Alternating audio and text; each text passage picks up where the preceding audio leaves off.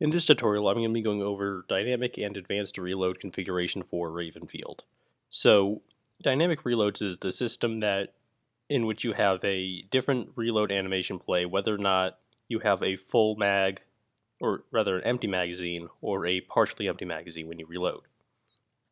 And this is a system that realistically most magazine-fed guns are going to be using, and it's a system I use in pretty much all of my mods. But it is personal preference because it's not technically within the original style of the game, so that's obviously up to you. So your first thing you're going to have to do, obviously, is animate the two reloads. The easiest way I found to do this is just animate the reload for an empty mag, so the magazine drops, gets inserted, and then the charging handle gets pulled, and then you just copy that in Blender and delete the part where the charging handle is pulled and slightly change the hand position so it looks more natural. But that might be different if you have a more complicated weapon. Once this has been keyed off, so I like to name them weapon name reload empty, weapon name reload part, you're going to need to add some events. The first event you're going to have, or rather the last event you're going to have, is a reload done. This is case sensitive, so it has to look like this, and your float and your int values are going to be 0, and your game object is going to be none. And this has to be at the absolute end of your animation. Motion done, I like to put slightly before that. Technically, it occurs when the magazine is inserted, but I don't know, I just found it works better for my purposes here. Again, case sensitive, float and int at 0, and game object set to none. And then this is if you want to have a different sound play, so like the sound of the charging handle being pulled.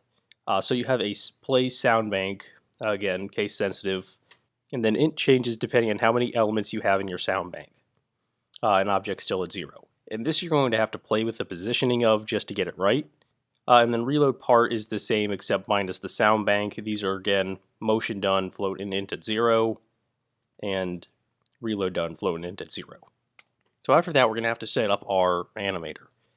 The best way, well, not necessarily the best way, but the easiest way to do this is just copy the Garand animator, which will look something like this originally.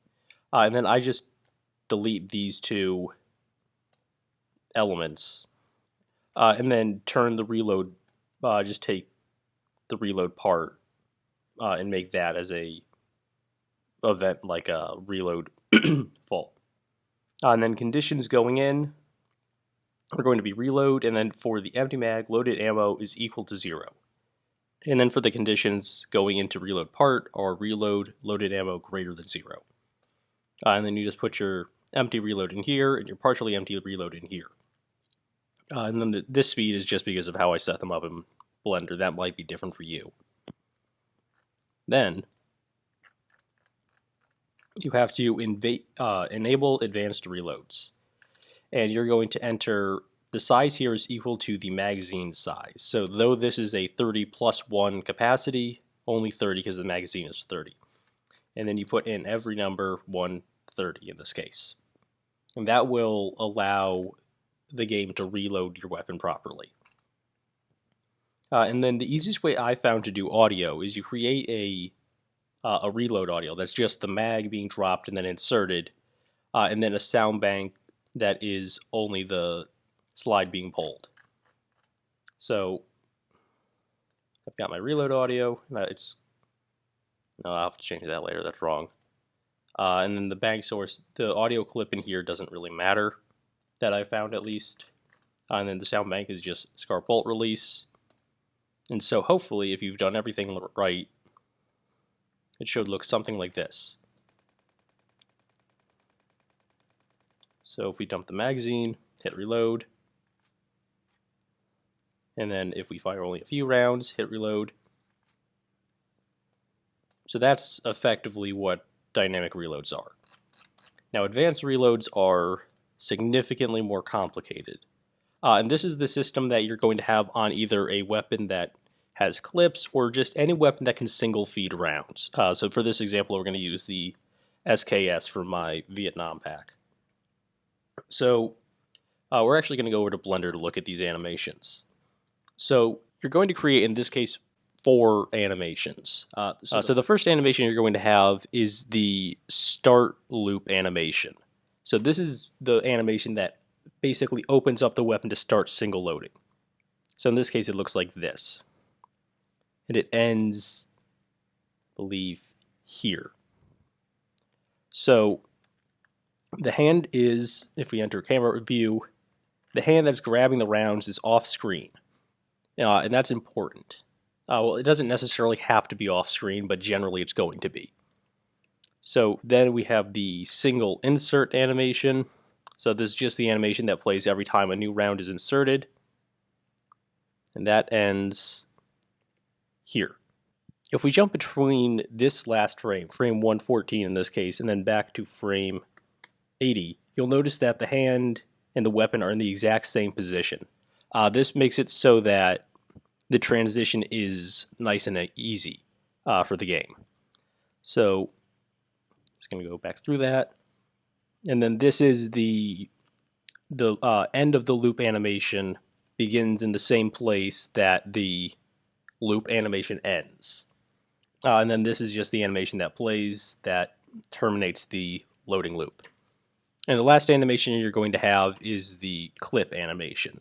That this is the animation that's going to play when you insert the full clip. So coming back into Unity, you have to, again, import your model and key off all the animations. So we're going to start with the loop start animation. And you don't really need any events for this. This is just playing. Depending on what you're doing, you may have a sound bank. In this case, I do, because the slide is being pulled back, I believe. And then for the loop animation, you're going to have, again, probably a sound bank call just to have the single round being inserted. And then at the moment the round is inserted, a motion done. And this will allow it to count that round as being inserted. And then at the loop end, again, you're probably going to have a sound bank. You can see how the int value is climbing. That's because it's counting what position it's in the array for the sound bank. And then at the end, you're going to have a reload done, and that will tell the game that this reload has been completed and that the weapon is ready to fire again. And for the clip, it's going to be set up just like the regular reloads and the dynamic reloads. So just a reload done, a motion done, and a play sound bank in this case. So if we go into the animator, so reload full, this is what it looks like. It's, again, just looks like any other animation. The conditions going in are reload, and then reload motion equals to 10. And this number is equal to the size of your clip or magazine or whatever loading device you're using to put in a significant quantity of ammo at once. And then going into the reload single start, it's again reload motion equals 1. This is always 1 unless for some reason you're inserting 2 rounds at a time. And then going into the loop, there's nothing. And then going into reload single end, reloading equals false. And again, this is just duplicated like exactly from the Grand controller because that's the easiest way I found to do it. So going back into the inspector, you'll see the sound bank here. This is the number that you're going to have in your int value. And I like to arrange things in the order that they occur. It's just easier. And yes, I do reuse some of the sounds from the Grand because it's easier and they're good sounds. And then you're going to enable advanced reloads, and your size is generally going to be 2. So you're going to have 1 for the single round, and then whatever your magazine size is. So in this case, the SKS holds 10 rounds. Yeah, 10 rounds. So if I demonstrate, so let's just fire 4 bullets, and 1, 2, 3, 4, and then all 10, and there's the clip. So that's more or less how that system works. Now there is one more wrinkle to this, and that's a very specific wrinkle for certain types of shotguns. So this is the M1014 I did with Martino the other day. And the M1014 in a lot of modern semi-auto shotguns, you put one round into the chamber when it's fully empty. So you just need to make this additional load first animation. So the animator, what that looks like, and this is a huge thanks to Suey Deagle for helping me figure this out, is the same, except instead of load full, you have this reload single empty start. That's what I've chosen to call it. You can call it whatever you like. And your conditions are reload motion equal 1, loaded ammo is equal to 0. And then going into here, into the normal load loop, is reload motion equal 1, loaded ammo greater than 0. And then this transitions automatically into the load single loop. So just to show you what I mean about that, come on. So if I just fire 2 rounds, you can see it's just normally inserted, but if I fire 6, it inserts that first round and then goes immediately into the load loop. And so this is animated the same way as the load loop for the SKS, just the same principles apply.